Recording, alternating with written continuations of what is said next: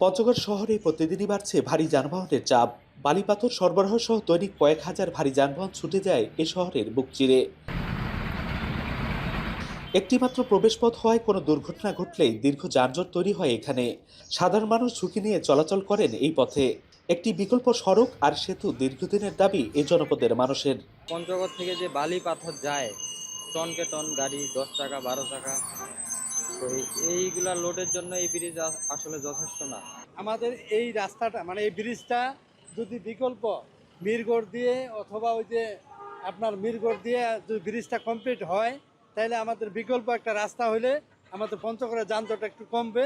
শহরের পাশ দিয়ে মিরগড়ে বিকল্প করতোয়া সেতু নির্মাণ করে ভজনপুর পর্যন্ত বিকল্প সড়ক উন্নয়ন করে এই পরিকল্পনা বাস্তবায়নের উদ্যোগ নেওয়া হয় বারবার, কিন্তু শেষ পর্যন্ত তা আলোর মুখ দেখেনি।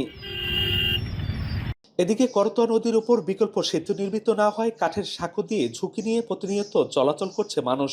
বর্ষা এলে ঝুঁকি আরো বাড়ে। আর আশ্বাস নয়, এবার সেতুর বাস্তবায়ন দেখতে চান মানুষ। আমাদের এদিকে একটা ব্রিজ হয়, তা আমরা স্বাচ্ছন্দ্যে আরামে শান্তিতে আমরা যাতায়াত করতে পারি। যখন বৃষ্টি হয় অনেক পানি, মানে যাইতে ভয় লাগে আমাদের। মানুষ ভোগান্তির মধ্যে পড়ছে, কিন্তু বিনিময় পাচ্ছে না ব্রিজটা। যদি হইতো খুব মানুষের উপকার হইতো।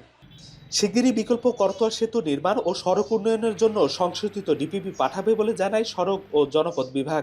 এখানকার এই ব্রিজটা নির্মাণের জন্য আমরা একটা ডিপি প্রেরণ করেছি, যেটা প্রাকলিত মূল্য মোটামুটি 180 কোটি টাকা, এবং ব্রিজের দৈর্ঘ্যটা হচ্ছে 250 মিটার। এটা যদি হওয়া যায় তাহলে যে পাথরবাহী এবং বালুবাহী যে ভারী ট্রাকগুলা, সেগুলো শহরকে এড়িয়ে তারা বিকল্প পথ দিয়ে ওই ব্রিজ সেতু ব্যবহার করে চলাচল করতে পারবে।